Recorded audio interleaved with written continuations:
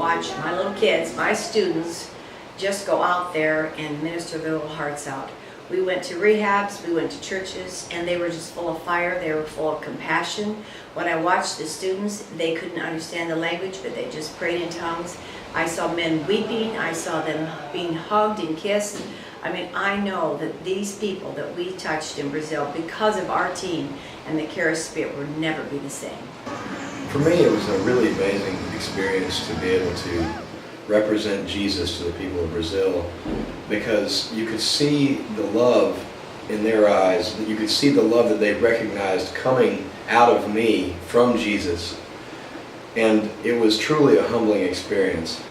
The ministry highlight of my trip was definitely at Sandro's church, where there was a 94-year-old woman who came looking for prayer for her eyes because she had issues with her vision.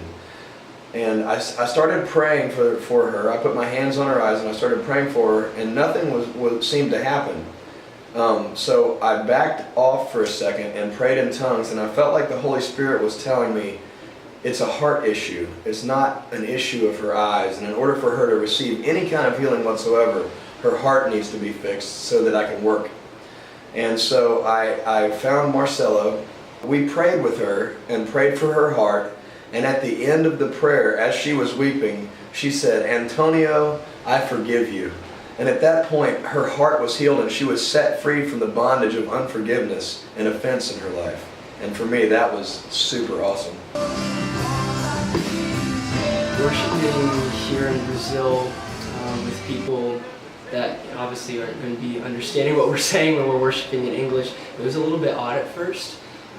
But I think the thing that really blessed me is seeing how even though we were singing in English, especially in parts where we would just go off the beaten path and we would just sing our thanks to the Lord, no lyrics that we were tied to or any specific song we were tied to, how you could see the people just close their eyes or lift their hands or just go along with that and start worshiping in their own language, and that even though they couldn't understand what we were saying 100% of the time, there was that connection of they were being blessed by that. People are in such a bad place, you know, and they're trying to find something to grab onto. And with the skit, it just shows really like how Jesus comes to save us and to take all that dirty off of us, take all those chains off of us, and really like set us free when we call upon His name, when we reach out to Him. And I know like it's something really dear to my heart because I had all those chains on me. Because I battled with depression and anxiety. I always felt very unworthy, and it came to life for me in that skit. Devotionals every morning were definitely something that really impacted me on this trip.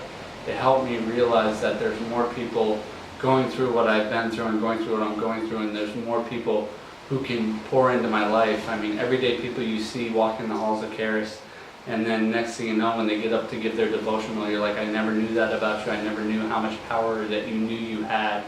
And it opened the door for new relationships, for people, and really recognizing that everybody has a gift, everybody has a calling, and it was very cool to see that people were willing to share what's on their heart, and it hit everybody else's heart.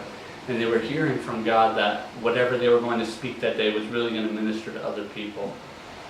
So I played Satan in the skit, which was a new experience for me, but I was able to truly just, as hard as I could anyways, with the Holy Spirit, channel that just, you know, evil, an attack of the enemy, because that's what these people experience every day, just being tormented, tossed down, pushed around.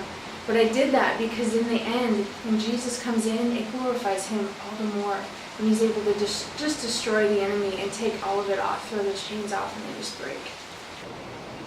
If you're looking for a missions trip where there's a lot of action as far as ministry, this is the trip for you. Not only do we have fun because of the beautiful ocean and setting, but the hosts are very well seasoned and they take us all over. The highlight for us was the rehab people. These are the people that are forgotten. And we went right in there and we ministered. There was no fear, there was just total compassion. So if you're looking for a trip where you get to teach, where you get to minister, where you get to see signs and wonders, this is the trip for you.